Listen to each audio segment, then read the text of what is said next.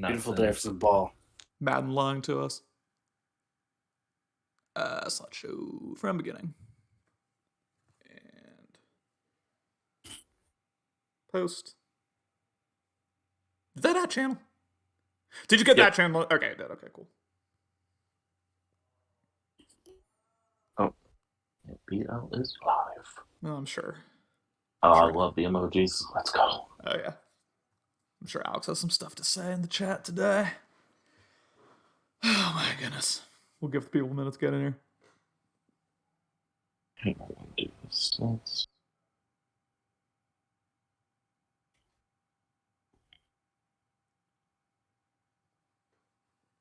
Yes, that is a PowerPoint GIF you see, ladies and gentlemen. I'm a Luddite, but I figured it out. It was copy and paste. It was that simple. What was the game from before on Better League Network? The game that I conned with Matt.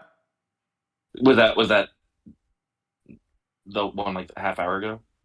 Half hour ago. Or No, earlier. No, there was one a few hours ago that I did with Matt. Okay. Yeah, I was on. Yeah, when I loaded up, I loaded up BLN, there's just some chat saved from before. I didn't realize that there had been something. Oh, yeah. A couple hours ago. Yeah, no music, P-Town. I'm not that advanced. But Connor would love to sing for you. He takes requests.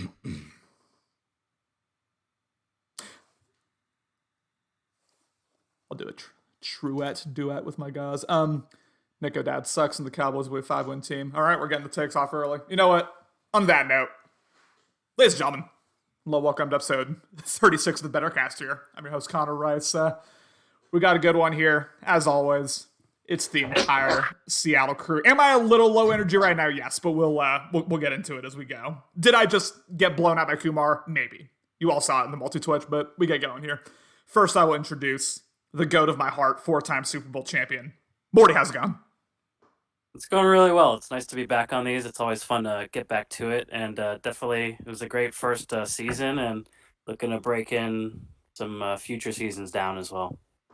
Absolutely. And then once again, I'm joined by my many-time, Mariners friend, just the man who I thought called me fake for like 5 minutes a couple days ago, which was, just broke my heart, but we got that sorted out. Lucky, how's it going? It's going pretty good. I'm pretty excited to be here. Happy that we can spend time together without people trying to create unnecessary drama to break us apart. The bond is too strong, and regardless of what they throw at us, I do believe we can survive anything. Way too strong. Here we are. Seattle stays strong no matter what. If you all saw the season preview from last season, you know exactly how this goes, and you should have seen it because for the first time since I can remember, we had 0 turnover from last season to this season. There's not a single new user, not a single user changed teams. That's the type of solidarity. That's the type of strong commitment that you like to see here in the Better League. But I don't think that was even possible, but really surprised me. It's shocking, honestly. Like even in Madden 22, where we didn't have a ton of turnover, it seemed like at least someone was changing teams, or one user was leaving. But yeah, we did a great job, and we are here now. If you didn't see it last time, here's how it works. You all remember how I submitted the preseason predictions Google form for you all to fill out. We had 20 respondents. Thank you all so much for that. What you're going to see in the graphics, and I'll pull one up so you'll see it eventually, but what you're going to see in the graphics is you're going to see the average league ratings for each division, on average where everyone thinks that each user is going to fall within the division, and then you're also going to see my rankings, Lucky's rankings, Morty's rankings. Now, unlike last season, this season we're essentially 4 weeks in. We essentially have 4 weeks of data to go off of, so it's not quite as clean as I would like in terms of just talking about our preseason predictions, but we can talk about what we thought going into the season. We can talk about maybe if our perceptions have changed now. We'll get into a lot of different things. And party blob emoji is going crazy right here in the background. The my favorite emoji, the best emoji I would say in the Better League. But Lucky, Morty, do you have any thoughts, any questions before we get to our first division here? No, I'm good to go. Let's rock. Beautiful stuff. As always, we begin with the AFC East. Justin, Lucky, Dan, Hero. It's going to be those 4 users. And here is the graphic. Again, thank you so much to Samoan for making these. And yes, he did get well compensated for his efforts, unlike us, Better League Network. announcers here. You can see the league average. You can see mine, Lucky's, Morty's rankings. Just to go over the league average again, that is the number you see next to the logo is kind of the average placement that they had. So we can see Justin's Bills were at 1.81. Just below him, Heroes Jets 2.05. Lucky at exactly 3.0. Let's Dan, go. Dan just behind him at 3.15. And then as far as our predictions go, we all had Justin first. We all had Dan last. There was a little bit of disagreement in terms of I had Lucky second, Hero third. The two of you had Hero second, Lucky third. But we had pretty similar bouts in general. At least, first and fourth were pretty in line here. Lucky, give me like your thoughts going in and then have your thoughts changed at all as we are 4 weeks into the season. So I'm a little bit surprised that Justin and Hero were as close as they were. I would have expected a little bit closer to a consensus of Justin being up on top. I thought he looked really impressive in the first season. He obviously has the best team in the division, and that especially Josh Allen just is a great quarterback for the way that Justin likes to play the game. So I honestly would have expected Justin to be a clear runaway. I'm a little bit surprised that it's quite as close between the two of them as it is. It seems like a decent amount of the league might have put Hero up at number one, which Hero actually did impress me in the first season. I didn't think he'd do quite so well with a team that I perceived to be very bad to start with. It definitely had a lot of good pieces to grow with, but for a season one team, it was one of the worst ones out there in my opinion. But I think he was pretty impressive. He was pretty strong. He won most of the games he should. I think he lost a handful of games that were pretty close, but he absolutely deserved his playoff spot. Me and Dan down at the bottom doesn't surprise me at all. Dan obviously had his struggles; those are well documented. He would love to tell you about all of them and about why things went the way that they did. But he's his own biggest critic. So if he wants to hop in the chat here, I'd love to hear Dan defend himself as being ranked last place here because I know he believes he can do better. But I'm pretty comfortable with where I've been ranked. I think I obviously missed a good chunk of the season last year, and when I came back and was already like 5 games out of the playoffs or under 500, it was kind of difficult to draw the same motivation week to week. But I don't want to put any excuses on it. I also just didn't play that well when I got back, and so there are things about the game I still have to figure out. But I think that this, aside from Justin and Hero being a little bit closer than I expected, this pretty much shook out about the way I would think it would. Yeah, I agree with you there for sure. Morty, what are your thoughts on this division? Past and present here. Yeah, I'm definitely very familiar with the AFC East, and I definitely overall was pretty. I think I had Justin kind of ranked kind of low coming into the last season, so he definitely impressed me. Although he also kind of unimpressed me in regards to like I think his team's just so good that I definitely think he slipped up more than I expected him to. Yeah. But obviously, still well enough to capture the division. And like you said with the other teams, to me, it's like a case of, especially with the Jets, you definitely like overperformed with that roster, as you said. I think it was a sneaky good team in regards to youth, and I definitely think Heroes put himself in a good position to continue going forward. And kind of lucky with you, I'd say. If anything, it was kind of like the opposite in regards to like underwhelming a bit, and I guess regards to maybe not roster overall, but speed, and we're so ingrained in Madden and speed being king. So I feel like you just kind of expected it, but I suppose you could say Tua kind of changed the plans there, unfortunately. And then once again, Dan with the Pats. Big surprise. Definitely a huge surprise that you just kind of expected Dan to kind of like piece it together and kind of be a little higher ranked overall.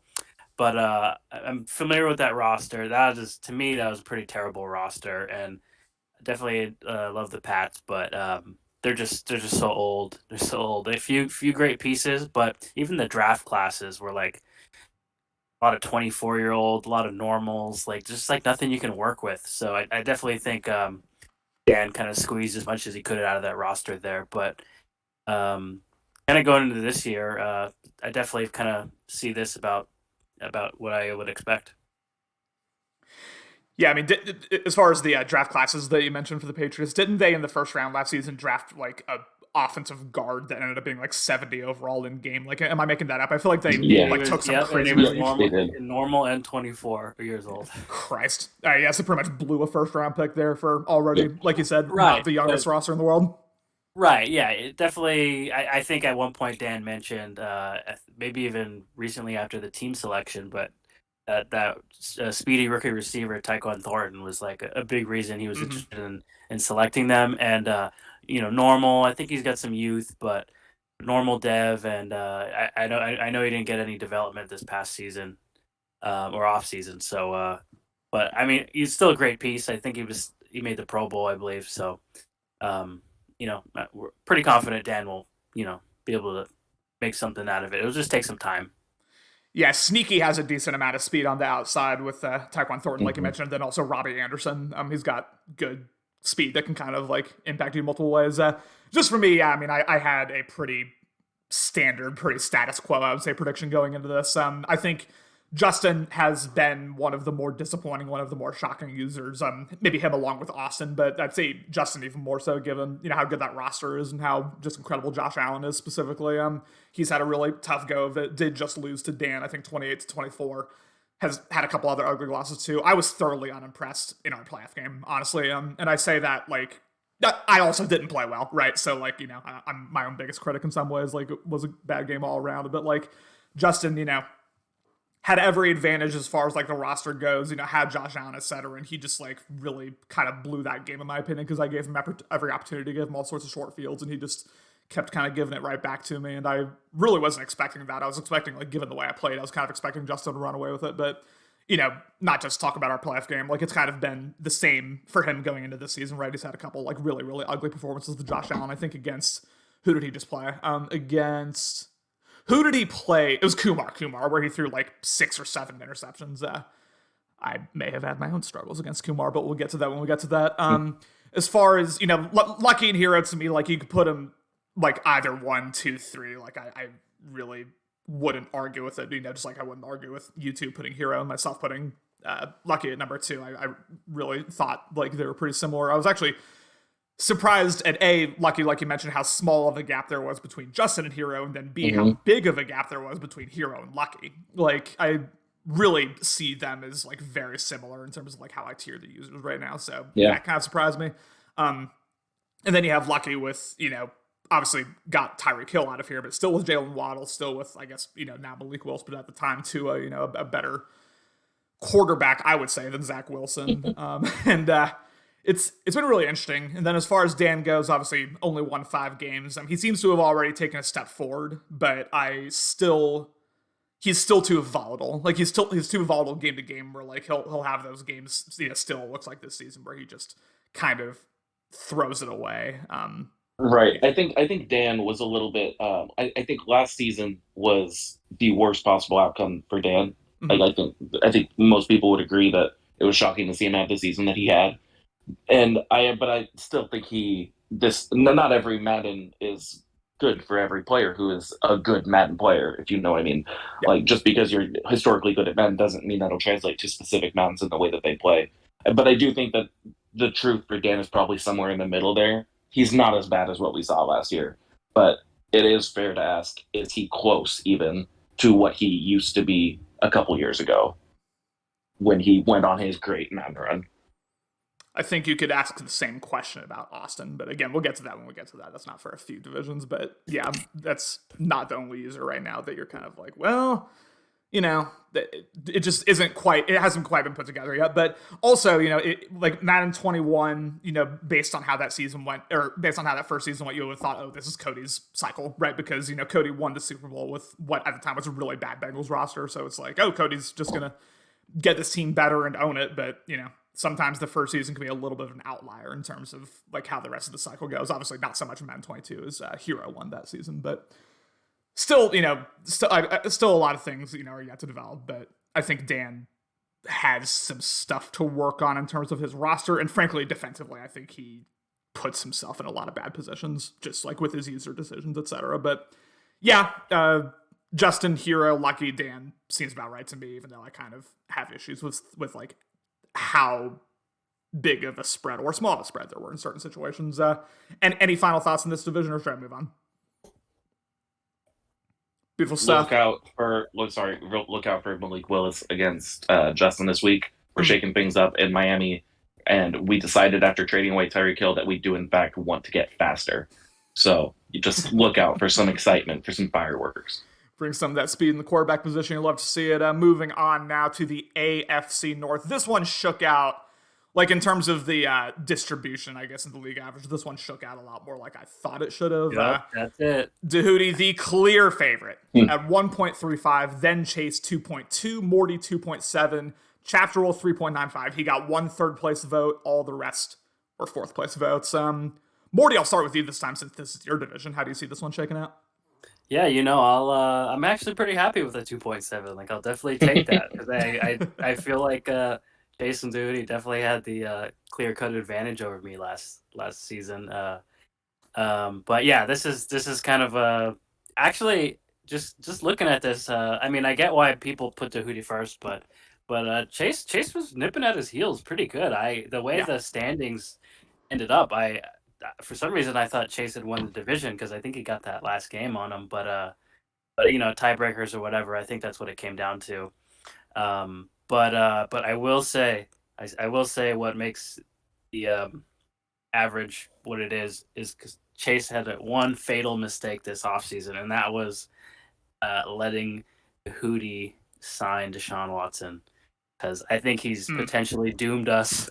Like we could barely handle him with Trubisky, and now he's got Watson. But who knows? Like I've kind of been peeking at the stats. Like it doesn't seem like Watson's playing great this year. I mean, he's getting the wins, but like he's definitely throwing out some picks. So hopefully it's not as smooth as butter for him going forward. But I definitely agree with this how this turns out. Yeah, I don't know. It's just definitely I think a lot of teams have kind of improved. I do think Chat getting rid of Burrows is huge Yep. because he was Yeah. just so annoying. He like that. I don't know what the abilities were, set feet lead or something, but some kind of gunslingery type stuff was very frustrating. And as much as I obviously got Fields now, but from what I kind of reminded me of Seahawks chap who once he got a mobile quarterback, he kind of gets himself in some trouble. And definitely in our first game, tried some rollout stuff that just isn't it can't happen anymore in this Madden. Like not even Lamar could kind of turn the corner on some of these defensive ends. So it's definitely a major step down for him. So I do feel like the standings going to check out. If anything, I guess I'd expect Dahootie and Chase to be a little closer in terms of the overall. But I'm totally fine with how this played out. Hopefully I can change that as this coming seasons come along. But well, it's definitely be a tough test. I mean, those are just two great teams, and definitely looks like they've added some really high quality pieces this offseason, even though losing some, but to me, I think they're better teams currently. Just to touch on something you said real quick, and then Lucky, we'll get to your takes. Like stuff like Chap trading Burrow, and then we saw Ryan make every effort to trade Herbert, even though he ended up not getting a deal he really liked. I will never understand like users who lesser users, haha, but like users who aren't necessarily Super Bowl contenders, right? Who are gifted, easy mode, like stuff that like can single handedly keep you competitive in any game, and then immediately the first offseason you're trying to get rid of it. Like we see it every single Madden, where Right. guys who like Ryan won 7 games in a row with Herbert to end the season last year, and then immediately goes and tries to trade him. Like I will never understand like. No matter how bored you are with a quarterback, I mean, it's season 1. I hope you're not that bored, but like, no matter how bored you are with quarterback, no matter how much you want to shake things up, like that is what's keeping you competitive. Like, don't then trade this elite quarterback who is like a game changing quarterback to a contender, like Dahootie just said in the chat. And also, I apologize, y'all. I just now got the chat to work. Like, I've not seen any of y'all's comments up until Dahootie just saying they give them to contenders. So I'm sorry if y'all have been talking. I thought chat was just dead. Oh, is it? Okay. Well, shit. All right. Well, Nobody wants to hang out with us, so. Yeah, no one's here to hang out with us. But yeah, that was just my quick take on that. Lucky, what are your thoughts on this division? I absolutely agree with that. I think that's going to play but not necessarily in this division, but as we get to another division later on. Just talking about QBs and their abilities and what we've seen in the past about how important they can be. Um, I think it's one of those things that you really have to get far more than fair value to be worth giving up abilities like that. Yeah. But we'll hit on that a little bit more later. I think it's pretty obvious why all of us picked the same thing that the rest of the league also picked. Um, I do think that for as far as Chase and Tahuti go, both of them were excellent last year, and I think we'll see them duking it out at the top of the AFC for most of the cycle. I have been really impressed with both of them. Um, you see the separation at QB. That is a very important position. And Tahuti is one of the stronger users, even when he's using a lesser QB. So you give him an above average QB, even not even an elite, but an above average QB. Because Deshaun Watson is good. He's not what he used to be, but he is still great. Yeah. Um, and He might be the best no ability quarterback in the league. Like I think you make that for argument. sure. Yeah. Yeah, I think that's a good way to put it. And Tahuti's gonna do what he needs to with that kind of quality. So yeah, it was pretty easy for me to put Tahuti up at the top, but it was also pretty easy for me to keep Chase at number two. Um, Yeah. I I want Morty. I want Morty bad. I want him to get to the back to the old days. I need to see that deep playoff run for Morty. I need to see like a Super Bowl where it ends, and then when it ends, he comes into the chat at the end and he has like his rings dangling in front of the camera again. But then he just like I don't know pulls up a picture or something of a fifth one and he puts it next to it. It's now he's got them all. I need that badly. But honestly, I've got to be real. I honestly did not watch much of Morty's games last year, so I can't comment that much on what I've seen out of it. All I can say is what I want badly deep in my heart. But yeah, I mean, I feel like I'm just gonna kind of echo what you guys said with Chap. Like, I mean, I think we know who Chap is. Mm-hmm. He gave away his best player, probably the one that helped him be most competitive. He'll have some wild stat lines, I'm sure, throughout this cycle, but I can't really say I consider him to be a contender for the division. Chap needs the rollout game to be legitimate, like in like Madden to Madden. Like he needs that. Like I think that's fair to say. That's just like kind of how he operates. Like he will escape that pocket very quickly, and that he waits for someone to get open, outside the pocket, and that's just like not really how this Madden works. And as a result, it kind of puts a hard cap on his ability. Also getting rid of Burrow, like we said, puts another hard cap on his ability.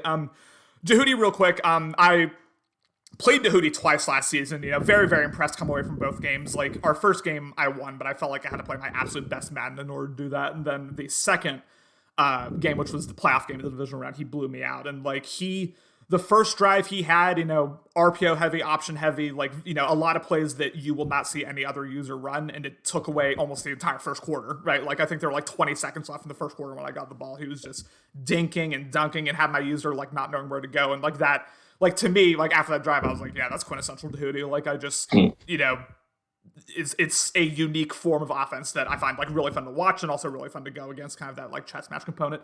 Chase has been the most impressive user to me this season. Like, I don't know if y'all have been paying attention. He's blowing guys out. Like, he just blew out P-Town. He got another blowout when I forget against who off the top of my head. Dan with the description. Thank you so much, Dan. But, Chase is 4-0 right now. Chase looks really locked in. Yes, he still has those one or two like questionable picks every game, but he seems to have really, really figured things out on the defensive side of the ball in terms of, maybe fully utilizing that Browns talent he has, and then also like he's just putting up huge stat lines, huge score lines with that Browns roster. And it's not like he's played bad users either. So that's been impressive. Morty, we obviously just played, Jonathan Taylor did what he wanted, but I thought Morty did a really, really good job. A, with pass defense, and B, like, had some really nice drives, really nice, didn't overuse Lamar's mobility, used it, like, when it was important to do so, and I thought just played a really solid game. I think, Morty, you've been, and let me know if you feel differently, you've been, like, lingering at kind of the same, like, above average, but not, like, Super Bowl contender level for a few cycles now. And yeah, like you said, I would love to see you take that step forward, because I will be the loudest person in the chat, like, going crazy if you make that Super Bowl run. So we're all rooting for it. It would be nice. Yeah, no, I've definitely been just like potential wild card most years. It's definitely a place to be. But No, like you said just a little while ago, in terms of this is not a outside of the pocket type of Madden. This is the worst cycle to have Lamar. Yeah, And yeah, and it not is. not that not that like I'm complaining, but I guess I am a little bit. It's just like you can't outrun the defensive end. He's 97 speed and you can't get that edge, like not consistently. And like obviously and for as much as I say that, I'll straight up be honest with you. I like it this way because it's what I've been clamoring for like Mm-hmm. many Maddens for it to be. And I just suddenly have one of the better faster quarterbacks, and I'm struggling. You can't really take advantage in that way, and yeah, it's just one of those things. But I'll take it. And like I said, I've been calling for EA to at least like nerf the mobile quarterback stuff, and I'll accept this sacrifice for the cycle. Chase saying Chap was such a great game manager last season. Him trading Burrow actually makes me sad because I feel like he won't be able to keep up anymore. Yeah, I mean, you know, we'll see. Only time will tell. But again, him and Ryan obviously didn't end up getting rid of Herbert, but like the effort he made to get rid of Herbert, and then obviously Chap actually getting rid of Burrow. I'll just never understand it. I just I just don't. I just assume it's like like to justify getting the haul, like whatever that haul turned into. And I know He Chap did. had like 3 first round picks in the draft, I think. I So he none definitely of like, none of those first round picks are going to turn into Joe Burrow though. Like I oh no, like like I, like I'm the 100%. biggest like I love draft picks. Like everyone in the trade committee knows I'm the biggest guy. Like draft picks matter, but not for Joe Burrow, man. I don't know. Yeah, yeah, no, I agree. So yeah, pretty big consensus here, and I didn't even mention, Luck and Morty and I all had the exact same ballot. And for me, it was a pretty easy one, like 1 through 4. I felt good. Although right now, like maybe I'd give Chase the edge over Hootie based on the way he's looked, honestly. Although history says that Chase has one or two like weird, inexplicable losses in him every season. That's just kind of been the way it is since Madden 20. So we'll see Hey, when hey, that comes. hey, But yeah. Cam. The most frustrating thing about that game is that like your D line was destroying my O line, and they're like some of them are rated like 60s overall. Like, what are these 60 overall guys doing? Damn. And Mafe though, Mafe with the strip. There we go. Alex saying, what divisions have we done? Yeah, it's only the AFC East and AFC North. And matter of fact, Alex, I'll go back to the AFC East for like 5 seconds to let you see the graphic here. You can hear our takes later on the archived broadcast, but here's the graphic. And then finally for the AFC North, again, much more of a consensus here. Moving on now to my division, the AFC South. We've now touched on all three of the host divisions here back to back to back, and this is pretty much exactly how I thought it was going to break out. Honestly, when I posted it, P Town with 1.4 got first place. Me just behind him, 1.65. Not aging great there. Jacksonville Jaguars, Gamble's Jacksonville Jaguars, way behind, 3.15, and then Nico's Texans 3.80. I had the league consensus. Morty had the league consensus. Lucky had me finishing over P-Town, which appreciate you, baby. And then, Gamble and Nico obviously kind of coming up the rear at 3-4. I'll just give my thoughts on the division real quick, and then we'll get to, I guess, Lucky after that. P-Town Super Bowl champion, cannot take anything away from him. I think there were some people really throughout those playoffs, throughout that season that were trying to kind of discredit his success, discredit his like playoff run for, a variety of reasons, close wins over here on Phil, and then the all-pro controversy that wasn't actually much of a controversy there at the end. But I mean, to me, I thought P-Town did a really good job of playing situational football. Like, he had one blow up at end of first half against here, but other than that, I actually thought he did a really good job, really smart job, kind of like limiting his mistakes, limiting maybe his worst instincts as that playoff run went on. And you can't take anything away from him. He beat some really, really quality users, and then Warren, who had just like ran through the NFC, he pretty much handled him, honestly, in the Super Bowl. That was not all that competitive of a game. We didn't at channel when we went live. It never gave me a prompt. Yeah. That's my fault. Sorry all about that. But and then as far as I go, I obviously had a pretty solid year last year. It was very Jonathan Taylor heavy, but that's the way I like to play anyway. I think my defense was certainly better last season than it is this season. I guess that's what happens when you give up, Stephon Gilmore with one step ahead. That was a big part of it. But I have really regressed in the passing game. I think I was average at passing last season, and now I'm maybe the worst in the league. I don't think I'm like disrespecting myself when I say that. I am really, really bad right now, really blind, but luckily we have time to figure it out. And then Gamble and Nico 3-4, like that just seems pretty, like that just kind of is what it is to me. Gamble is a solid, occasionally competitive user, but he has not made the playoffs and most likely won't this cycle unless, P Town and I have a blow up season, which so far is kind of happening, to be honest with you, with both of us.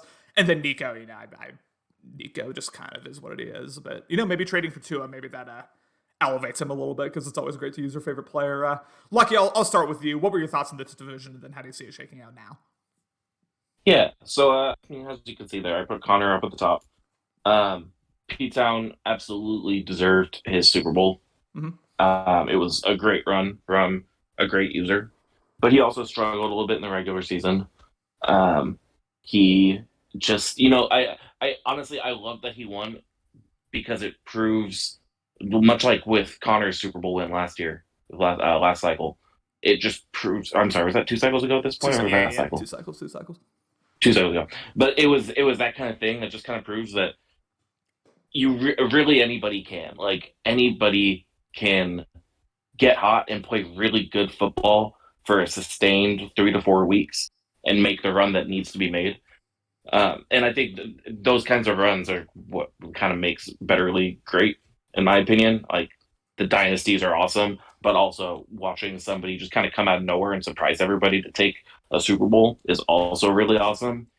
But with that in mind, I don't expect to see. I just don't expect to see him in the Super Bowl every year. I think that he had a Yeah. great season. He went on a great run, and certainly wouldn't surprise me to see him make it back. But I'm not counting on it by any means. But what I saw at Connor last season was pretty impressive. He obviously knows what type of player that he wants to be, and he's struggling a little bit with passing right now. But he knows he's a run first user. He has the best running back in the game. Last year, he went away on vacation and still came back to win 11 games or something. Mm-hmm. For me, honestly, I didn't think too long on this one. I put Connor to win this division, and that was honestly no shot at all at P Town. I really think that this, granted, all of this is before the start of the season and these first 4 games and whatnot, but I'm still pretty confident that it's going to shake out in a way that Connor goes on a nice run at some point because he is the type of user that can get hot and crank out some wins. But I'm pretty much with you down there at the bottom. Uh, I can't say I spend much time watching Gamble, and he doesn't he doesn't market himself in the chat the way a lot of others do, so I don't really know what's Sure going on doesn't. with his teams a lot of the time. Um, but all I can do is like look at the standings, and it's just a whole bunch of mediocrity. I feel like no disrespect. I don't know if you could say no disrespect after calling somebody mediocre, but yeah, it's that's kind of where I'm at with him. Nico is Nico. I love making the trade with him. He gets his favorite player.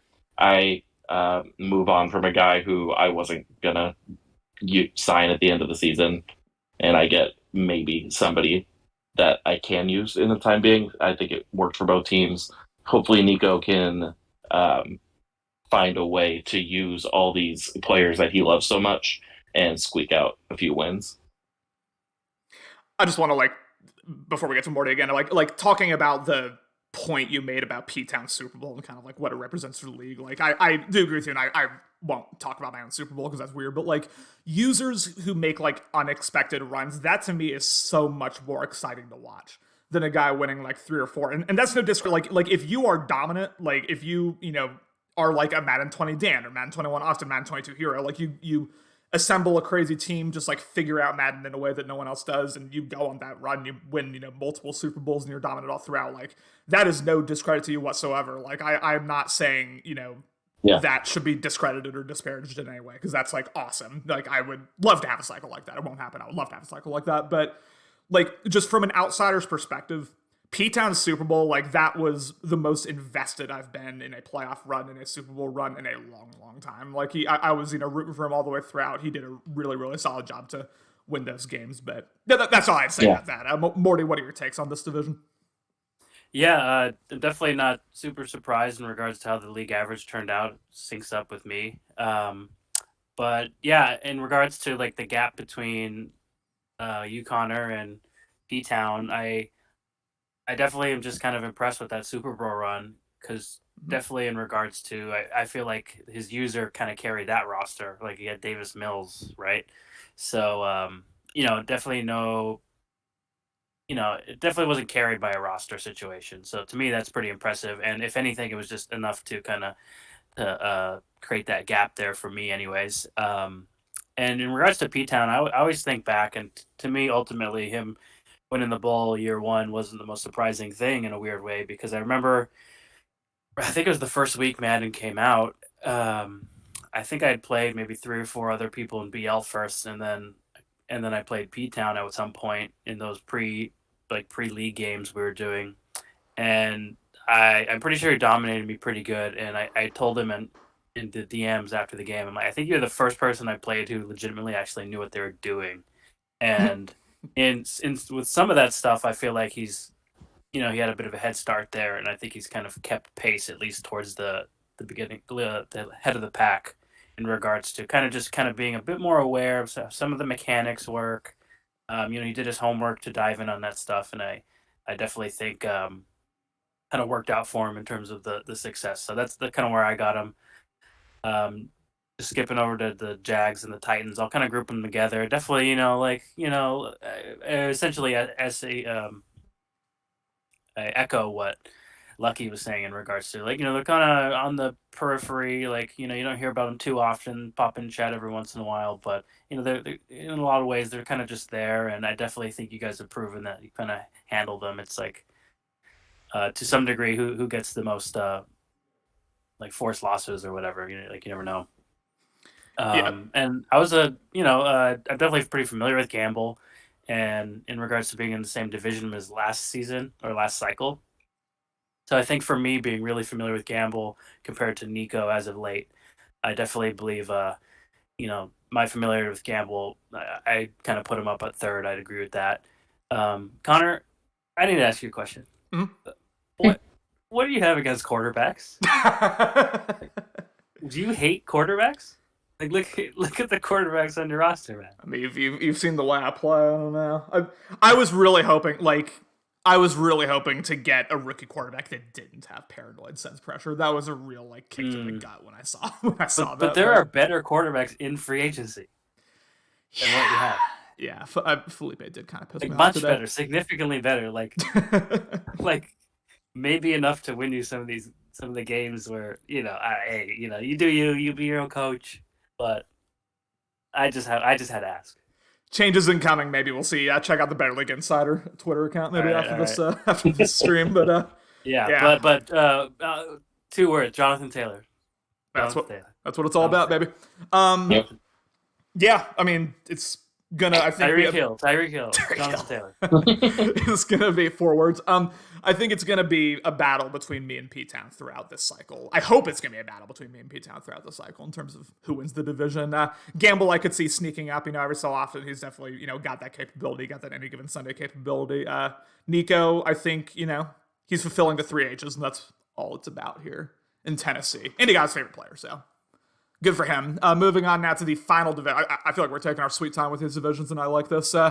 Moving on to the final division of the AFC here, AFC West, and this shook out in a way that I don't know if I was necessarily expecting, in terms of the spread, but as far as I guess, how it worked out, I Mm. don't hate it. Phil with a decisive 1.25, Ben with exactly 2. Ryan's Chargers coming off the 7-game winning streak to end last season with a 3.25. Tim's Raiders just behind him, 3.5.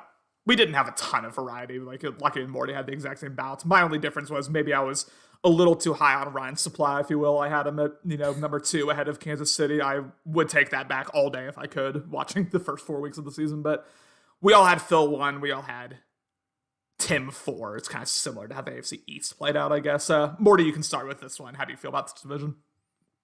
Yeah, I remember being pretty in terms of the top two in regards to coming into the cycle. I was kind of indecisive of who I was going to have up there. Ultimately, I think I had Kansas City on top coming in the last cycle with the last You pod we did, yeah. did, You did. and the way things shaped out, I definitely feel like Phil was just the more consistent user. I mean, they definitely both have pretty good teams. Some pretty good pieces. They've definitely made some moves to make it theirs. but I still see these as the top two teams. I think Ben was a little more turnover happy than I expected to. I guess I just expected a bit more efficiency out of Mahomes and a lethal passing user like Ben, but I mean we're all kind of making those mistakes for the most part. But I guess if anything I'd say Phil was just more a bit more impressive in regards to just consistency overall. Like his running back Williams, right? I mean, he's such a beast. I remember him last cycle. He got him to a beast, and he just kind of carries him. And Phil always plays solid defense. Like, Mhm. and I definitely think it's just been enough so far in this cycle, and it kind of makes me think going forward, he's continuing to make the team his. With the Chargers, like I was really impressed with the bit of a run Ryan made. I mean, definitely had his ups and his downs, but he definitely got a pretty high quality team there, and I think it's enough to if he kind of avoids the turnovers. But I mean, it's tough, but I think he has the potential to reach third there. And then I'm not super down on Tim with the Raiders. Like I feel like every stream I've seen him in, like he's like doing well. Like at some point, I think he was playing Austin and was up, and then kind of like gave up the lead. I definitely feel like he has the potential to like, play really well, but just has these like some mistake prone moments that kind of like limit him. And maybe in regards to Madden, comes down to trying to have less of those than the other player. So maybe he's just out of everyone this most mistake prone. I don't know, but yeah, there's no major surprise to me how this division broke down. Like um, I could definitely see the indecisiveness between 3 and 4, and obviously Phil's got the lead, and I definitely agree. I mean, a lot of quality teams. There's a lot of talent in this division. So things could kind of shift over time. You never know, and who knows what really happens once Phil moves on from Russell Wilson, right? So we'll Mm. see.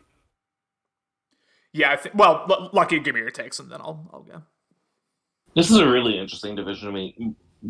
Where we were at preseason, um, even though I picked Ben over Ryan, I absolutely would have expected it to be closer than the league average suggests people Uh perceive huh. these teams. Uh huh. I think Ryan did absolutely impress me in the first season. And Ben had such a good start, but really fizzled out at the end of the year. I still don't really have much hesitation in putting Ben over Ryan, but I am surprised it's as far apart as it ended up being. I have a question though about Phil this season. How many force losses has he taken This season or just in general, like this this cycle? season? He's 0-3 right now. Uh, One of them was against Nick. I'm pretty sure that one was a force loss, but do you know if either of the other two were? well, he just beat Ben, right? So he's 1-3, I think. He. Gotcha. Oh, Neon just hasn't been updated. I don't know off the top of my head, to be honest with you. That's a good question. Okay, I'm gonna assume that he's okay. I'm gonna assume that none of them are force losses and that he lost to Nick because that's best for my narrative. Um, I think, yeah, he was obviously really impressive last year. He seemed pretty locked in. He's obviously not up to the best start, but I can't say I see that continuing and being a trend. I think that he understands this game pretty well, and I would expect him to get out of it. I really wanted Ryan's success to continue this season. I really wanted to see him take another step and make the playoffs, especially before Taint. I think that would be hilarious if Ryan made the playoffs before Taint did. Um, but Ben is, I think Ben has a solid hold over the number two spot in this division. I mean, actually, at this point, you could make the argument probably that he's the best team that he's having the best season in this division so far. He's had pretty impressive wins over, I think, Cloud and Justin. So Ben's off to a pretty solid start. Mhm. We know how good of a team builder he is, so maybe he just needed a season to really lock in the the team that works best for him. Even though it's not like the Chiefs started with a bad roster or anything, but as far as that goes, I think Tim down at the bottom was also, I don't want to say easy for me because Ryan still only has had like one good season and probably needs to prove it a little bit more than that. But I can't say I personally have seen a lot from Tim this season, I should say, to convince me so far that he should be ranked much higher than we have him here. Um, But yeah, I mean, like Chase just said it in the chat. Everyone's rooting for Ryan. Like I Mhm. want to see Ryan do well. I think that would be fun for the league, but also I just think it would be absolutely hilarious. Ryan, Taint, Gamble, Tim. I could go on and on. Like these are all users that, yeah, you want to see do well, you want to see succeed. For me, my single biggest takeaway from the preseason, other than like Jonathan Taylor being a dog, is that I thought this was going to be a really good cycle for Phil. Like in terms of Mm. what he likes to do, like what his ideal, I guess, style of Madden is compared to what I think Madden 23 uh, kind of benefits, like what Madden 23 kind of leans into do. I think, like I thought going in, oh, Phil's gonna have a really good cycle. Phil's gonna be, real solid. I did not expect him to, sweep Ben pretty easily to like be, like one of the best users in the regular season. Like I don't know if I was expecting that type of dominance right off the bat, but I really like Phil's chances. We'll see, like you said, Morty, we'll see how much, maybe eventually losing Russell Wilson's gonna hurt him, but I honestly I don't think it's going to hurt him that much because it's not like Russell was like an incredible Madden quarterback going in, and it's also not like Phil really relies too much on the quarterback position. Frankly, like I think with a solid quarterback like replacement, he'll be fine. As far as Ryan over Ben, I think that was me voting more with my heart than my head. Like I was going, Ryan had just had the 7-game winning streak. Ben was going off of a 5-game losing streak to end. Last season, I think I kind of convinced myself like, oh, that'll continue. The momentum will carry over. Momentum usually doesn't carry over season to season in that way, and I think this is another example of that. Like you said, Lucky, Ben's been very impressive this season. He's had a couple really nice wins. He will not like the fact that he's lost to Phil. Obviously, I think Phil's 3-0 against him so far. That's obviously something that Ben's going to want to change, both in terms of like his own narratives and then also like just to compete with the division because Phil's his only real competition, I would say, in terms of actually winning the division. So he's going to want to figure that out. But like you said, one of the best team builders in the league. When he's on, when he is locked in offensively, one of the better offensive users in the league as well. I think the one thing I would like to see Ben kind of figure out is I still think like he's like I think I used to be and have since gotten better at, where he launches way too many hit sticks from just wherever, and he'll like click on and dive, and like he'll have like really bad like defensive usering like in the open field, and he'll like let small gains turn into big gains in the open field. So that's something I'd like to see. Chase also making a good point. Isn't Ben leaving the country soon? Yeah, he is. So yeah, that's why I voted for Ryan over Ben. I definitely knew that. As far as Tim goes, I mean, Tim is not a bad user by any stretch. I think he blew Dan out either week 1 or week 2. I can't remember which. Like, he is capable of those good performances, but just, I'd say definitely compared to Phil and Ben, and then, I don't know if necessarily compared to Ryan, but I gave Ryan the team advantage. Definitely more volatile is Tim. Definitely more volatile game to game. Like, he, yes, can beat anyone on his day, but he also Tim can lose to anyone in the league, I believe. So that's just kind of why I had him down below, honestly. But, if he eventually rises up, good for him. Cam is going to miss 6 to 7 games. Yeah, tough. Tough for Ben. A little surprised he's not going to be a seller at the deadline then, or isn't a seller already. You would kind of expect that from Ben, especially like with how much of a team builder he is. Any final thoughts on this before we move to the NFC? I'll just say it's difficult to sell. So he's 4-0 right now. If let's say he's at 6-0 when he leaves, and you're missing 6 to 7 games, you can come back and maybe be at 500. It's kind of tough to sell off at that point, but it is an interesting quandary in trying to decide what way you want to take your team there. I don't know how it aligns with like when the playoffs are supposed to be, stuff like that. He might just kind of throw the season away and try to build for the future. That's probably what I would do in his situation, but I'm not Ben. I think Ben has a tremendous amount of confidence in himself, so we'll see how that goes. That'll do it for the AFC here. We move on now to the NFC East, which is a very, very interesting division last season. Here is the league average. Here are our ballots. This is, I think, probably the most disagreement we've had in terms of our ballots so far. As far as the league average goes, Warren at the very clear first place. Super Bowl representative from the NFC, Warren. That's reflected in our 3 ballots as well. Then, and they're all pretty close to each other. They're all, number 2 and number 4 are less than a spot away from each other in terms of the league average here. Kings, Dallas Cowboys, 2.5. Taints, Philadelphia Eagles, 2.85. Kooks, Washington Commanders, 3.25. Now, again, we all had New York at number 1. That to me was pretty obvious, but we have complete disagreement in terms of the rest of it. I think Morty and I might want to take back our having Matt number 2. That hasn't aged particularly well, but Lucky, we'll start with you this time. What are your thoughts on this division? I'm not too surprised to see the one team that no two people agreed with be the Cowboys. I think that King at this point probably nobody in the league can really predict what he's going to do. I put him up at number two, and I was honestly pretty confident with him. I had him pretty far ahead of the other two because I truly believe that he was not necessarily tanking per se, but I don't think that the level of commitment that he was putting into the league last year was indicative of what we would see moving forward. Um, I think that he is historically a very solid user who occasionally has these random bad years and then immediately snaps back the following year. I don't think this is the first time we've seen something like this potentially happen with him. So I'll just say that for what it is. But I do have a lot of faith in him as a user when I believe he's fully locked in. And I just didn't see him going a whole cycle playing the way that he did in season one. Um, yeah, putting the Cowboys up at number two was pretty easy for me. After that, it was kind of a toss up for me. I probably could have put Tate and Cook in any order and felt comfortable with it. I honestly could not tell you in the moment why I went with what I did, but considering I think the two of them are combined for what 0-7 right now, I'm not sure you could really have a bad answer there. Tate did play me pretty well when we played in week two, I believe it was. We had a really nice like defensive slugfest.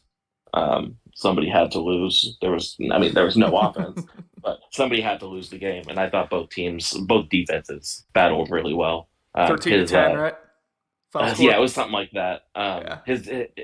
His defense has always been pretty solid, but it just came to play that day, and that was one of the more fun games I've had this cycle, just because it felt like neither team could make a mistake, and fortunately for me, his team made the mistake first. But regardless, um, I need to see more out of him than just a strong defensive game because I think he said it in chat. He keeps losing these one possession games, and he needs to find a way to just pull it out at the end because I think that's the biggest thing he's struggling with.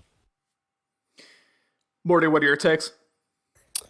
Before we get started, I just want to admit that I just cracked open a cold one because I'm less familiar with the NFC, so I'm just going to have to Love make it. it up. King. But yeah, I mean, I'm kind of familiar in regards to general stuff. But I got to play Warren last season, and he's a beast, kind of similar to me in regards to like Dehudi. He's doing a lot with a little in regards to like quarterback position and just kind of I think wasn't he in the wasn't he, how far did Dehudi get? No. How far did Warren get? Was he in the Super Bowl? Yeah. He was in the Yeah. Super Okay. Bowl, yeah. Yeah. So see, he went pretty far with it. But yeah, to me, it's obvious. I'm surprised it's even 1.2 based on the rest of the division, to be honest. But yeah, the Taint to me, Taint like he's like you've been saying, he's right there. He keeps it close, solid defense.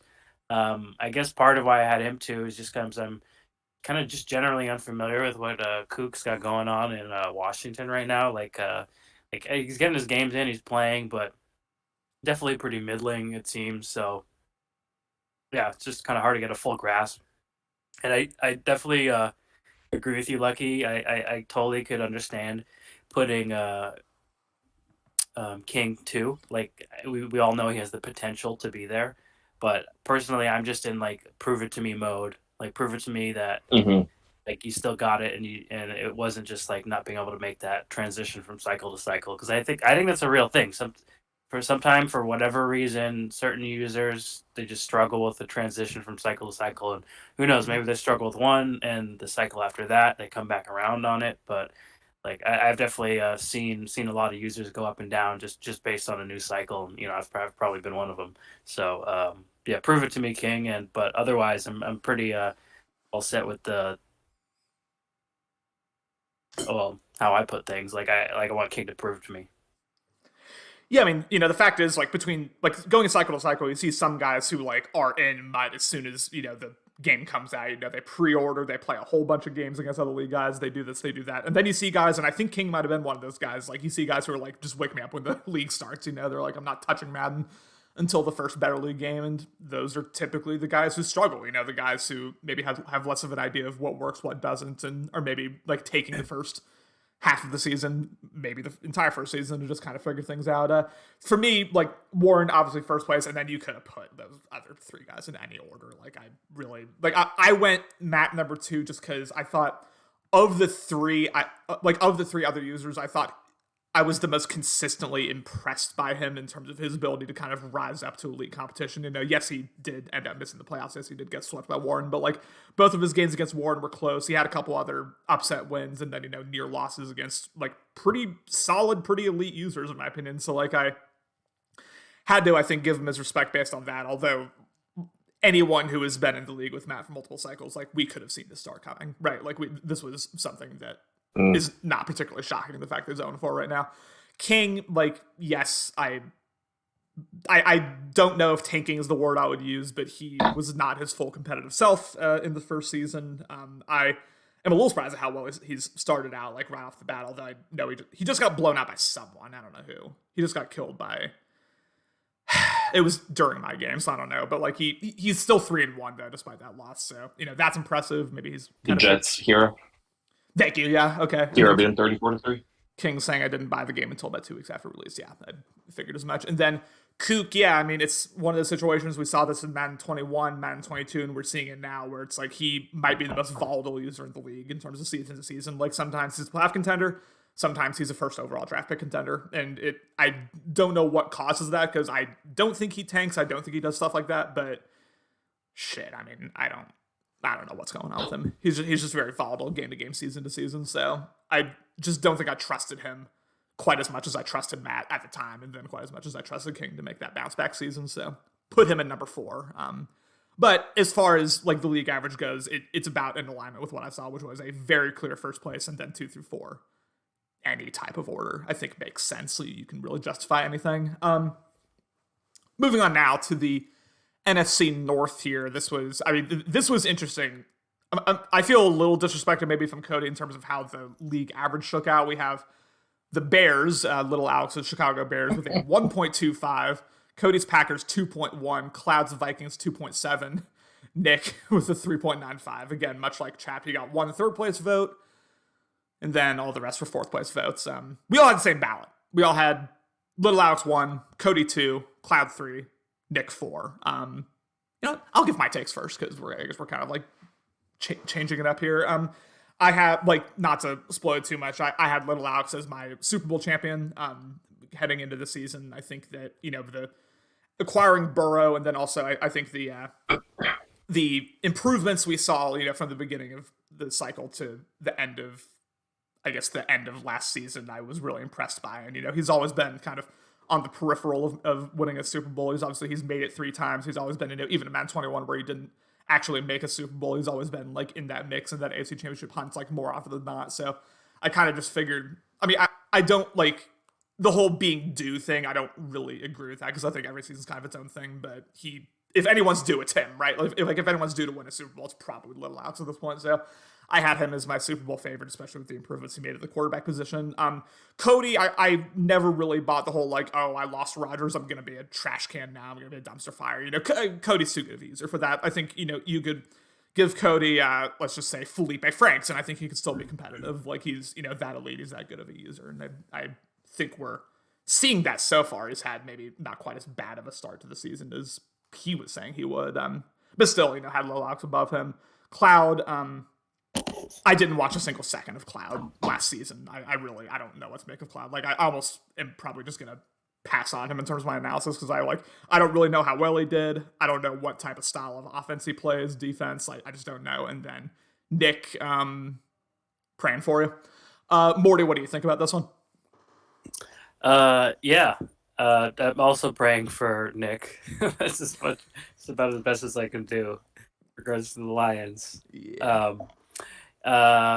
While you're talking about Cloud, I was thinking I did catch a lot of Cloud games, and I was like sneaky interested. Like, I traded him Huntley, the quarterback, and I was sneaky interested like how he'd do with him.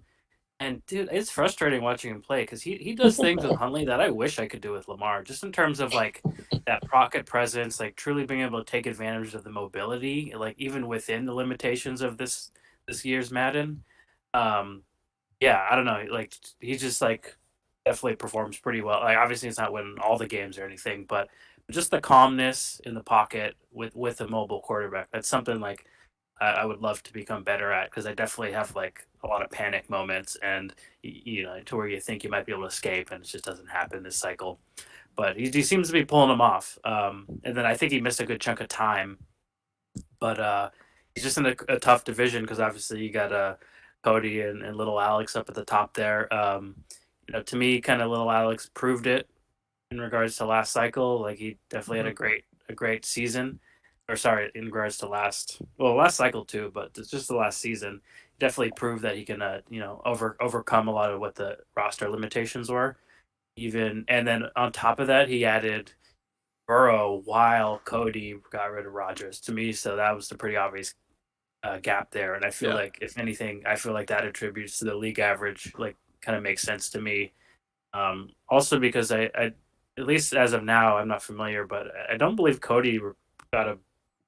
I thought he was going to get any type of high level quarterback like Rogers back, but I don't think he's got like anybody even good or great. Like who's his current quarterback? Like I'm not even sure. It's like a Um, 59 overall rookie. yeah, yeah. So like it's Cody. Like somehow he's gonna get it done. And you can I never imagine him like truly being towards the bottom of the division. But obviously he's got a big test in terms of little Alex with improvements he's made in Chicago. So definitely be a good test. But to me, it's pretty clear cut how this division might play out. But it will be interesting to see if Cody can overcome those quarterback deficiencies. Lucky, what you think? I think this division, looking at the result here, is interesting to me, mostly because even it obviously the way I ranked them, it lines up with the way the rest of the league ranked them. But I would have not expected it to be as far apart in each one. I think I would have expected all the top three to be a lot closer to each other. Um, last season both Cody and Alex finished tied 12-5, and so it was pretty easy for me to put Alex above Cody just because they made a big difference, big shift either direction in terms of QB. Obviously, Alex brought in Joe Burrow. Cody lost Aaron Rodgers. I by no means think Cody is like gonna fall off just because he doesn't have Aaron Rodgers. Um, but I do think that it makes a difference, especially when the margins were already so tight. And Cody himself told everybody that when he lost Aaron Rodgers, that it's a tough division. That even Cloud finished I think 9-8, maybe 10-7, but that was with missing like 4 to 5 games. He Yeah. still had a really competitive season, and he could have even won the division if he never had to like go out of town. So you're looking at a division where you have three users who are capable of winning 12 games in any given year.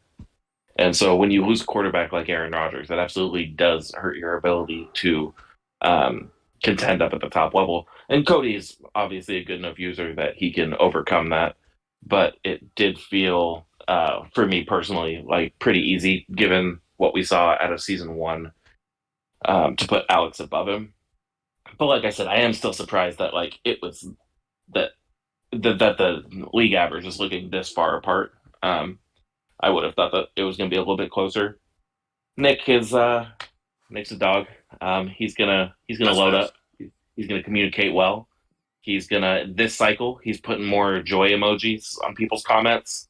He's every now and then he'll pop in and he'll just make you feel good about yourself because he exists, and that's a cool trait. Um, but yeah, Nick's a dog. That's what I gotta say about him.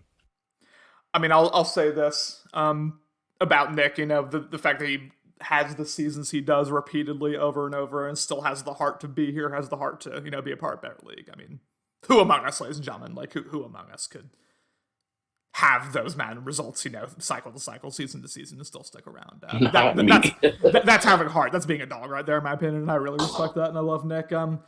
Yeah, you mentioning Tyler Huntley, I remembered, yeah, that Tyler Huntley was in the MVP conversation for like most of the season, Yeah, just he because got a Cloud dev was, upgrade with him too. yeah, like just because Cloud was running so effectively with him, like that was the reason. Like he wasn't having an incredible passing year, but he was like by far the most efficient quarterback runner, more so than Lamar. So yeah, just gotta Yeah, take a like note out of Cloud's playbook, I guess. yeah, I was definitely watching him like, how is he doing this? I'm trying to take notes here, and it still has not worked too well. Absolutely here. League average, my ballot, Lucky's ballot, Morty's ballot, all the exact same. We move on now to the NFC South, and boy, is Alex going to have some comments about this with the start of the season he's had. Oh my goodness.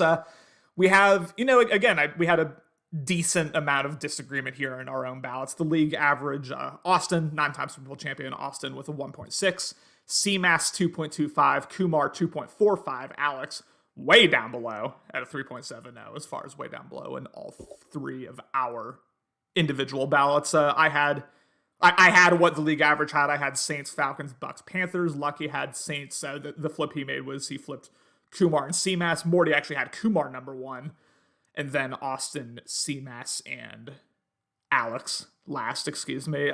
Morty, we'll start with you this time. What do you think about this division, especially with knowing what we know now?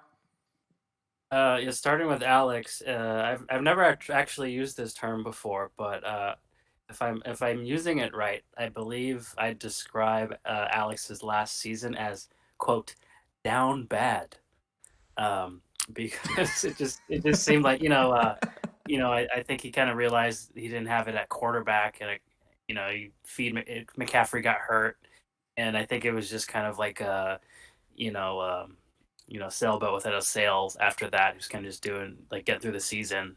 But yeah, obviously I've said many times before, you get in a rookie quarterback. Obviously he saw it worth the capital to go up and get the number one pick and get a quarterback you want to believe in. You that really keeps your motivation to continue playing better and better. So I think he's got that, and I feel like that's huge for the cycle going forward. But at least for this upcoming season, to me, I don't feel like anyone's dominated me more in this year's Madden than Kumar. I think I want Yep. to say I've only played him once or twice, but definitely once. Definitely a couple times in like the pre cycle games, and then last cycle just destroyed me. Like obviously he's got Brady, he's got a lot of offensive weapons, but like I played him enough when he was the Raiders last cycle just to kind of know he's pretty spot on with a lot of the offensive passing game, and with all the weapons he has, like there was just no stopping him. It was super tough, like hard to get stops, and defense played just well enough to kind of let the lead kind of balloon up, and he kind of takes advantage of it. He's not shy to pass the ball quite a bit. I suppose a little bit of redemption from Austin. I don't have him last this time. Um, but and he had a pretty good team coming in, but he's definitely traded. He's churned the roster quite a bit. He's kind of got Mac Jones back, so who knows? Maybe that's like the key. I definitely think he was limited last year by not having a quarterback that he was like confident in, and I think like ideally he has that now. He's familiar with Mac Jones, so I definitely see him. Definitely, it's a one to two up there. CMAS hasn't been terrible at all. He's put up a ton of numbers, and now he's got Dak Prescott, right? So, I haven't. Does he? Shit. I think so. I must have I missed thought I, that. saw- I thought I thought saw that go through. Like he traded Ritter and some other items for Oh yeah, Dak yeah, yeah, Prescott yeah, yeah, yeah. You're from right. from who was in Detroit. But yeah, so I think he's suddenly. I feel like having a high quality quarterback, like you're suddenly in the conversation there. It's just as long as Kumar has Brady, I kind of feel like I'm gonna have him up top for me at this uh, division. And I'm actually just now looking at the league average. Kumar's third, and I don't know. Maybe it's just me, but and maybe it was just the ass kicking I took. But I definitely wasn't he the close to the number one seed in the NFC last year? Yes, No, he was the number one seed, I think. Yeah. Yeah, yeah. So like, hey, I'm not crazy. You guys are crazy. Um, P Town agrees with you. He says are Kumar you, wasn't are you guys crazy. that He wasn't scared of put first. Austin? You don't want to put him like Yeah. anything but one? Yes. Yes. Actually. Yeah, yeah. But I get it. I get it. To me, sorry, Alex, but I definitely see that those top three teams. To me, it could be a toss up. Any one of them could have a down year. One of them could have like a miraculous year, and hopefully, eventually, Alex gets his quarterback and the rest of his team kind of up to speed. But it's definitely I remember team reveal night. Like this was a potential division of death or whatever, or Hmm. at least from some high quality users. And I definitely think it's played out like that. Alex is gonna step it up, and I think he has the potential to. Yeah, potential to, and he has so far for sure. He's had a very impressive start to the season. Got to see it for 13 more games ultimately, but I'll get more to my takes, I guess, when I get to him. But he's looked really good. Lucky, what are your thoughts? Uh, I think Alex can put all the camera emoji, receipt emoji in the chat that he wants. But you look at this division last year: 13 wins, 12 wins, 11 wins, 6 wins. Like nobody can be surprised that this is the result of what people are predicting for another year. Madden is, especially this year, we've seen that there is going to be a good amount of parity, which is good. So it'll never shock me. But I don't think you can look at the results of last season and honestly, I gotta be honest, I'm surprised that Alex wasn't given a 4.00. I don't know how you look at the results of last season and say anything other than, yeah, I think Alex will probably finish last again. He made some adjustments to his team in the offseason. He got a rookie QB that he thinks is going to be really good, but it's still a rookie QB. He needs time to develop. It'll take some time. Meanwhile, you have Kumar, who I think I was wrong a second ago. Yeah, you guys were right. First seed, 13-4. I, he didn't lose anything to that team. He still has Tom Brady. This is a team that's doing really fucking good. And you add on top of that, um, CMAS is his name. My bad, Falcons user. CMAS had an awesome offseason. The Falcons didn't have good players, and now all of a sudden they're blinking everywhere. He's got an elite defensive line, which in this Madden is a really big deal. He was able to get himself a superstar QB. Dak Prescott is not like one of the elite QBs of the game, but he is a good quarterback. Mhm. Um, he has some really great offensive weapons, and before he added all that, he still was an 11-win team last season. So I'm really impressed with what the rest of the NFC South has done. I think Austin is off to a rough start this season, and Alex did beat him. That's a good win. That's absolutely a good win. But I do like the offseason that Austin had. I don't think that Alex has done a whole lot to make me think this season is going to be vastly different than any other season. Um, but I do think that this is easily the best division in the league, and every single one of these teams would not surprise me if they went on a run. But I don't think you can look at what happened last season and be surprised that this is the outcome of the predictions. Chat all of a sudden blowing up here for the NFC South, which is what you expect. Is probably the most toxic division of the eight. Yeah, I mean, for me, I mean, my mind aligns with the league consensus. I am, despite me having Kumar at third, which I would take back after the throttling he just gave me. I am surprised that the league had him at third. I mean, maybe I guess putting Austin number one, it makes sense. He's the go, blah blah blah. But having CMAS over him kind of shocked me, honestly. Especially with, like you said, the offseason, I guess both of them having, they both have good off seasons, and then also Kumar was the one seed in the NFC. I don't think you can go from that to the league all of a sudden thinking you're gonna be Wow, third I'm in the the division. only not crazy one. Sounds like it. We got a few takes here. CMAS overrated like every year. Kumar definitely better. Sheesh. Everyone says parody, parody, parody until the predictions are cookie cutter for season one. Well, Dan. I mean, the predictions. I mean, I'm not just gonna give hot takes in the predictions for the sake of it. I don't think my predictions are saying oh, this is the only thing that can happen. There's no way that any other result will happen. And I don't think Lucky and Morty are saying that either. I think it's just this is what we believe is the most likely outcome. That's the point of a prediction. So I don't think that's to disrespect the parity of the league And I necessarily.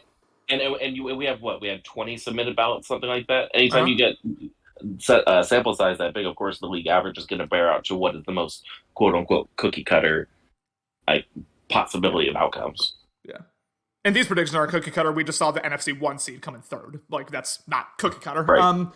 And then as far as Alex goes, yeah, I mean, I think all of us are a little surprised with the start to the season he's had. He was very out on Matt Corral the entire year. Like I think like the start that Alex has had, yes, he has gotten better. Yes, he has figured out the scheme a little bit more. I think this is, as much as anything, this is proof positive that like, even though Mueller is probably like attribute wise, he's probably right now pretty comparable, honestly, to what Matt Corral was. Like just having confidence in your quarterback, like having confidence every time you drive the ball is such a big thing, such a big deal in Madden. Like as a Madden user, you have to have that fundamental confidence that hey, like my guy can make the play, my guy can make the throw, and that to me like kind of opens up your mentality on offense. You know, Mueller and Matt Corral are probably essentially the same quarterback right now, as I said, but the fact is Alex just like fundamentally believes in Mueller and is fundamentally just like going into each game with more of a positive outlook, more of a locked-in outlook than he was last season, as we saw in the chat before and after every single game. As far as CMS goes, like he is what he is. I think he, you know, last cycle and this cycle, like, you know, he needs the blinkers. He's got the blinkers, and we'll see what he's able to do. I think like if you had to ask me right now, I would probably. I mean, it's tough for me not to put Kumar as the favorite based on the thrashing, the mauling he just gave me. But I think as long as Kumar has Tom Brady, you got to give him a chance, right? Like his Kumar, yep. I think is going to fall off a cliff once he loses Brady. Like that's my take, but he has him, so you got to give him his respect. Has the blinkers every season, never does shit. Yeah, I mean, I see no lies here from Chase. Moving on now to the final. What about Kumar or CMAS? CMAS. CMAS. Oh, I know. A lot of vitriol here in the chat. Moving on now to the final division here before we end up getting to our Super Bowl predictions, the NFC West. And no, we did not see a 4.0 Chase. We didn't see one last season either. We've not seen a 4.0 yet. Steele with the 1.05, much like last year. Cam voted himself first place. Everyone else voted Steele first place. Cam, I love it. I do love it. Hey, that's confidence. That's self-confidence. I respect that. Cam with a 2.45. Byron with a 3.0. Jesse with a 3.45. Once again, no, we didn't disagree here. Myself and Morty had the same ballot, and then well, Lucky had a few things different. He had Byron all the way at number 2. Actually, matter of fact, Lucky, since your ballot was kind of the outlier amongst us, why don't you start with this one? I'm going to start by saying that, once again, I mean this with no disrespect at all, but I just find it difficult to care about this division. And it was damn. And it was kind of the same last cycle with the NFC West. It felt like there was one team that was head and shoulders above the rest, and the other 3 teams just weren't contenders in any way. And like that's fine. I don't honestly these days I don't really view myself as a contender. I find my other ways to enjoy my time here. But it's difficult to get invested in a division that I just don't see competition in. And still I think obviously the league agrees, except for Cam, that he is the clear-cut number 1 in this division. I put Byron up at number 2 because he impressed me with a few of his games last year. He played me tight. He played Austin tight. He played. There was 2 other games I remember against like really good users that he was in it till the end and then it just didn't go his way, and so I put him up there. I then choosing between the Seahawks and the Rams, it was just kind of like I like the Seahawks and I hate the Rams, so like why would I put the Rams over the Seahawks? But Jesse hasn't really done much to inspire like confidence and inspire me to like put him any higher. Cam is more locked in this cycle, I can tell, than last when he was just trying to, get the most Michigan players he possibly could. But it just okay. Well, now Cam's spitting facts in the chat. He did draft a generational talent. That enough. Getting a generational kicker in the draft should put him up at number 1. That's something that Steele has never done. I retract everything I've ever said about you, Cam. My bad. Sorry. But yeah, I just this division it's tough to get excited about if I'm being completely honest. All right, well, let me ask you a question then. If anyone other than Steele were to ever win this division, who do you think it would be? Like Byron. Byron. Okay, got you. Shit. All right. I think I'd say Cam. Yeah, but we're a couple seasons removed from both Cam and Jesse being consistently tough. And the main reason I go with Byron is just because I don't think we know enough about him to say he can't do it, but I just feel like we've seen a decent amount from Cam and Jesse over this cycle and last that I don't know if they have it anymore. They used to be at least playoff contenders, both of Jesus. them, but Jesus. what have we seen lately? No, I mean it's a what have you done for me lately, league? I feel that. Morty, what are your takes on this one? Yeah, I definitely agree with a lot of Lucky's reasoning for some of that in terms of you know, uh, well, Cam doing pretty well, Jesse kind of doing his thing. Obviously, Steele up top, like to me, that's pretty locked in. 1.05, like that makes sense to me.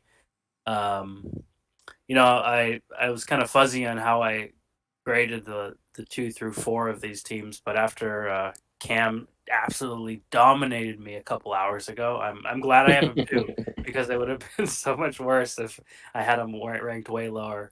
Um, but no, I was just impressed because I mean, I honestly I don't think I like overlooked this like the Cam Seahawks that I just played, but like I looked at his depth chart before he started. I'm like, he's got nothing. Like he just got DK. He's a rookie quarterback. Can he even get it to him? He's got some nice pieces here and there, but Tariq Woolen, baby. yeah, he absolutely shut down the Hopper. receivers. Um, but yeah, like there's just nothing special on that team other than a few spots, and obviously, I think it was a good reminder for me that when Cam's locked in, he definitely has the potential to just be a great user, and that's kind of what it was. That's how he won the game. He just made great plays, especially on defense, like a lot of key user plays, kind of snuffing out the things I was trying to do, kind of just being really sound, like not over pursuing stuff like that. Like I was really impressed. Definitely a reminder of some of the Cam of old in certain regards to when he had some runs at the playoffs and stuff like that. But division overall, like I suppose the one thing I would disagree with you, Lucky, on is in regards to the Niners. I don't think maybe I haven't watched enough games, but I haven't seen it from him, so that's kind of why I Yeah. have him down below so far. Like yeah, admittedly, like I said, I definitely haven't watched too many games, but the ones I have seen, like I haven't really seen him to the point where I could put him above Jesse. And I think part of it for me and Jesse is like I think back to at this point it might even be 2 3 cycles ago, but he was pretty damn good one of those cycles. Like he really like turned it up just kind of randomly. Madden 21, he had a couple Um, playoff runs with the Steelers, yeah. yeah, he really Yeah, it's 2 yeah, cycles ago, but exactly, yeah. Like I mean, we're not going to discredit accomplishments of 2 cycles ago. We're just not going to no, do that no, here. no, no, no. But we're talking about their ability to compete now. Okay, I know that just yeah. that felt like a shot, but that's okay. We move on.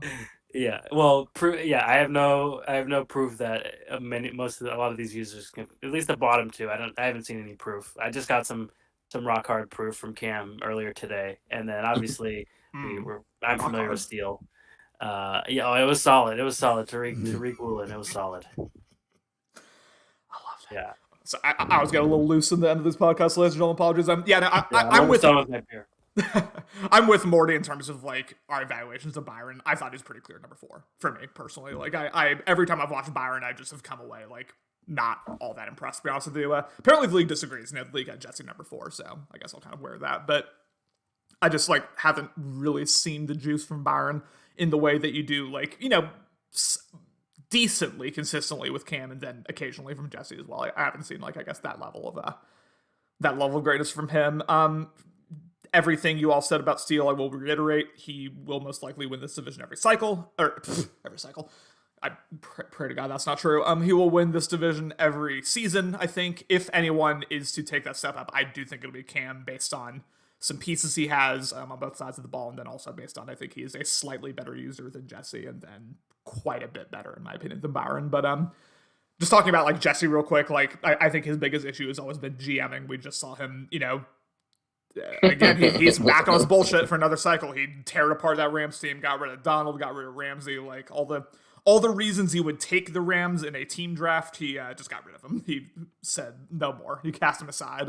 Didn't make like horrible trades like he did last cycle necessarily, but I don't know. Just he just makes very like rash decisions in the GMing Yeah. side. And then also in terms of Madden, like I think rash is the best way to put it. Like sometimes he rises up, sometimes he will throw 6-7 picks in a game.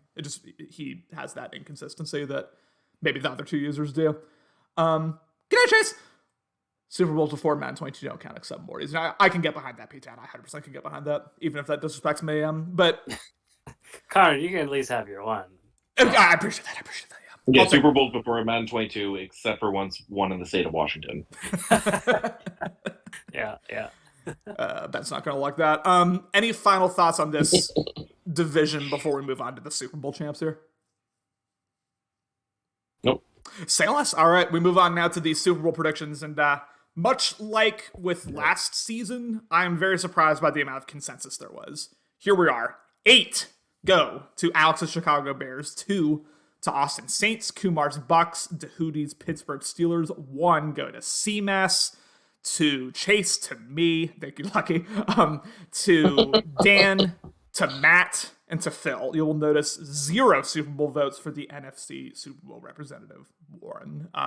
Just to give my takes, I mean, I kind of already said, like, I yes, voted for Alex. I think he has always been on the peripheral. I think the, trade to get Burrow was a really good one from his perspective, having easy mode. Even though easy mode is like not quite as ridiculous this Madden as it hasn't been in previous, like it's still a game changer. It still can take you from a very good user to an elite user, or in Alex's case, from what I believe is an already elite user to maybe a Super Bowl contending champion type of user.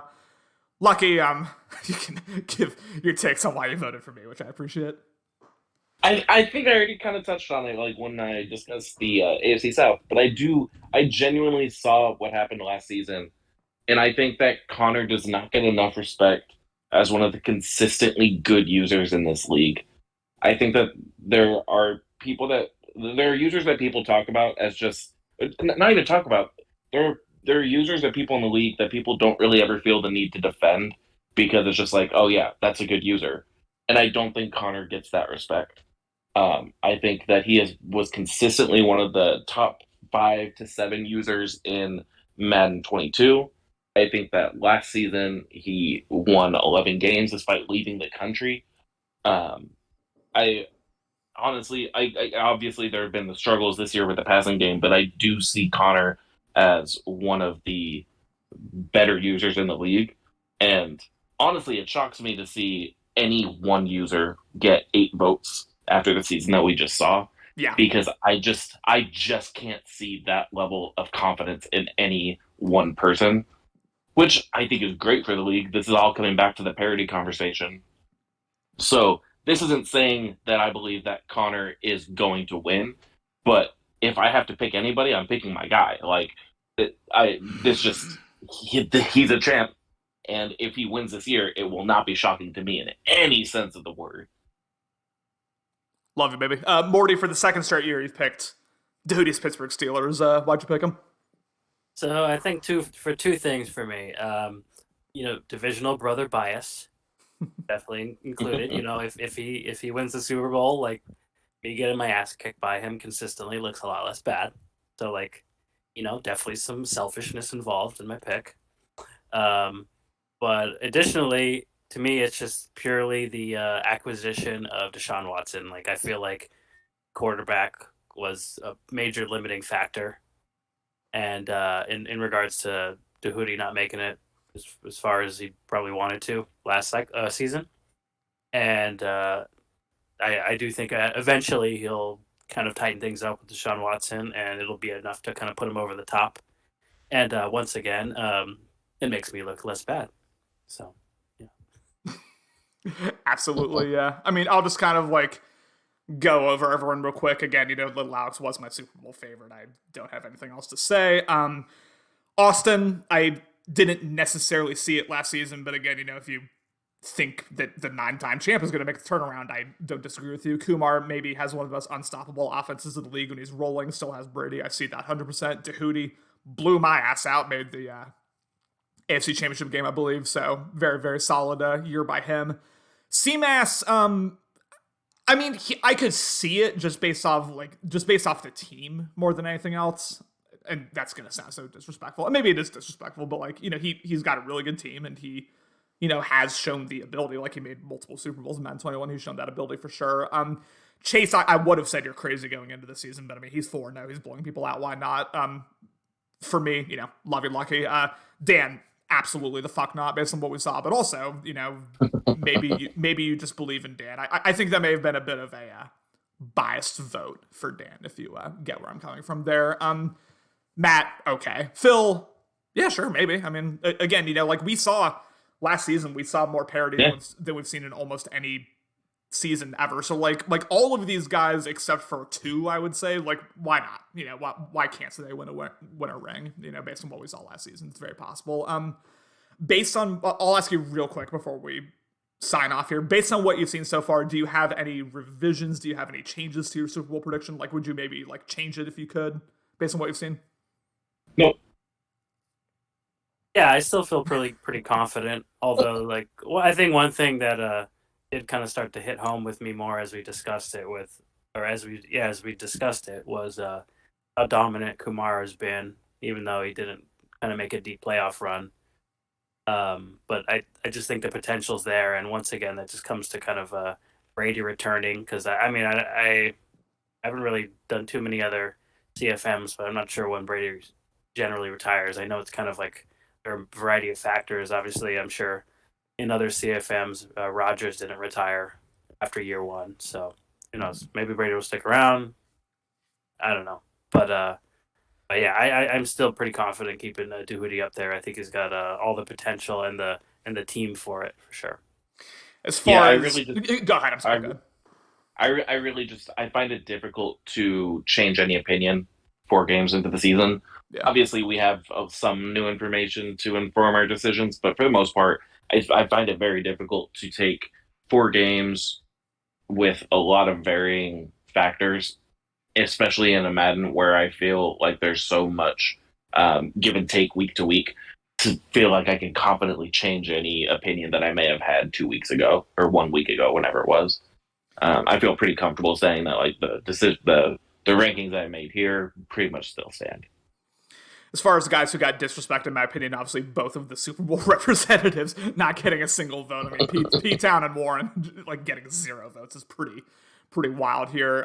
Obviously, my dogs, Lucky and Morty, they're always contenders in my heart. I would like to see them get a vote. Well, that's a given. That's a given. And I just can't think of anyone else that deserved a vote. I mean, can anyone in the chat? I don't know. Like, as I scroll up and down, I mean, I can't think of anyone else. Shit. I think it's just those guys, honestly. I am surprised. Like, to me, it was maybe back. Well, obviously, little Alex's history of deep playoff runs, but I am surprised that what I assume is just an off season of team building, but more specifically, the Burrow acquisition was enough to kind of have such a wide margin in terms of league votes for the win. I agree with you. Like I said, yeah. I mean, it's. I would have expected far more of like an even distribution of votes just based on what we saw. And like little Alex, like yes, he just got Burrow, but he lost in the wild card round. Like the fact that he got 8 votes is kind of wild. And every Green Bay Packers game just became must watch, ladies and gentlemen. So shout out to the revenge tour there.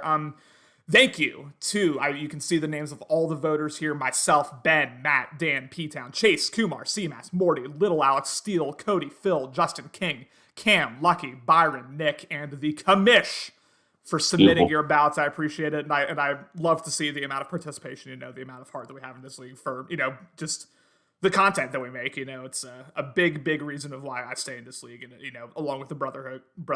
We've got the content base going. Shout out to CMATS for starting Better League Network. Shout out to Dan for just like being the MVP of the league, frankly, and shout out to all y'all who participate. Shout out to my Seattle brothers as well, obviously. But as always, Seattle 23, Seattle 23, Seattle 23, Seattle 23, baby. Morty, we'll start with you here. As always, I like to give kind of like the final thoughts here as we close up the season. Obviously, unlike most pods we do, we're actually like pretty deep into the season at this point. But what are your thoughts here as we head into the rest of the season? Yeah, no, it's been another pretty good season. Like, I was just today thinking about like relating it to last season where I started hot and then I really fizzled out in the mid and last part of the game, and I was just finding myself. I was 3-0. I was hoping to go 4-0, but now I'm 3-1. But maybe getting a loss a little earlier, doesn't overinflate my confidence, and I'm just trying to stay kind of realistic with what I can do with my team. And, obviously, I feel like I've made some good moves. Obviously, like I've been alluded to a little bit, kind of frustrated that I can't truly maximize Lamar to like what I feel like a lot of other users probably could. And but it's still fun. I feel like that's probably the biggest thing, and I definitely consider the potential of trading Lamar before the cycle really kicked off, getting some kind of haul for him. But but like obviously, as I play the game, like his mobility just kind of makes it that much more fun to play. As frustrating as it can be, it's still fun to kind of like have the potential to kind of escape the pocket and do those types of Lamar things. So I'm still having a good time with it. And I ultimately, and I've probably said this a bunch of times before, if any Madden game I play, if I could just play some solid defense, like I don't care what my offense does, like I just don't want to get, I just want to impose my will by defense. And compared to last cycle, last Madden, like it's actually a possibility in this year. So I'm thankful for that. But I'm going to scratch and claw and try to compete in my division against Chase and Dahudi, and hopefully we can have some success doing that. But overall, I'm as I've said once again many times, like definitely forever impressed with like kind of what BL's kind of turned into by this point, and yeah, it's just kind of still a great time kind of going through these weeks. And um, oh, I just remembered the thing I was trying to think of is and once again, like all the troubles we had with EA and how shitty the draft was and all the extra stuff we had to do. Like once again, like this game, this company, they don't deserve the dedication that we put into this. And hopefully we can get better product in the future. But like anytime I kind of talk about BL with people on the outside, they're just kind of blown away by the commitment and kind of what we put in. Like anytime I get to give somebody the details, so definitely proud to be a part of it. That's all I got. I'll shut up. Here it over. Lucky, what you got? Let me fight through the tears here as I try to collect myself. No, like I mean, yeah, I gotta echo everything that he said. Like this league is absolutely grown beyond. Like we've said it so many times, I feel like it's not even anything new to say at this point. But we've just grown beyond Madden. This is not like a Madden league. That's We're a just perfect a word. group of guys that happen to play Madden. Like there's there's so many people who could leave the league and would never leave the chat because that's just like we've grown past that at this point. We have meetups every year. We do podcasts. We commentate games. We play various games twice a week. Like my family at this point, there was definitely a point where I was like, I'm probably not going to wear my BL hoodie out because I just don't want to deal with somebody asking like, "What's that?" and have to explain that it's like a bunch of random guys I met on the internet. But like at this point, I'm absolutely proud to wear it out because if somebody asks, I was like, yeah, no, like I've made like legitimate friends just by playing video games. Like the pandemic hit and we had to stay home, and my life wasn't affected. Like it's wild to be able to say that, but my day to day like mental health almost didn't change because I had a league like this where it felt like I still had the social life that I needed in my life, and on a day to day basis, nothing changed for me, and that's like a wild thing. That's awesome to say. But like I hear like my mom will like explain it. Like family will come in town. My mom, I'll like overhear her explaining it and like bragging about it. And I'm like, like yeah, that's like where we are. That's what this league is at this point, and that's fucking dope. Um, so yeah, I'll just say like there's always going to be something to complain about. Keep complaining keeps the league strong, in my opinion. I think the more complaints and the more bitching, the more clicks. And I think this league thrives off clicks, even if it doesn't want to admit that it does. But just keep doing what you're doing, BL. We're going strong. Let's we hit 40 seasons. Let's have 40 more, and then another 40 after that. Yeah, my parents, like, I don't know if they brag necessarily. They think it's the coolest thing in the world, though, that I, like, went to Chicago to meet y'all and, like, commentate games and do stuff like this. They're like, they always, like, ask me questions about it. They're like, oh my God, like, that's awesome, because it's so far, I guess, like, beyond, like, what they think a Madden league can be. Like, I don't know if they Mhm. knew that Madden had leagues before I, talk about to them. But yeah, I mean, everything I have to say, I've said a few times on here. But it's it's a community and a brotherhood at this point, and the game is trash. I would not play this game were it for y'all, not for y'all. I know, but I think most of us are in the same boat. And the only other thing I have to say is, Seattle 23, like, it's happening. Get ready. Seattle 23? Like we got to plan it out. Obviously, I mean, still got a while, obviously, but I'm excited to. After going to Miami, going to Chicago, I'm excited to have y'all in my neck of the woods here. I'm sure Lucky and Morty even more so because they haven't met most of y'all yet. But I've met B-Man. Fucking legend. Maybe a little B-Man special appearance. I don't know. Holy shit! I didn't even think about that. Oh my god! Wow. Maybe an Ocho special appearance. Maybe Oh we my jump god! him. Yeah. That would be incredible. Appreciate y'all for watching. I had too many people to name here in the chat, but you know who you are. Thank you all so much for watching. This will get uploaded, I'm sure, to YouTube. It already will be to Twitch, but this was a long podcast, a good podcast. I appreciate you all so much for joining. Episode 36 here, and there will be plenty more to come in the future. Don't you worry. Along with Lucky and Morty for this one, I'm your humble host, Connor Rice. Where is Streamlabs? There it is. Peace.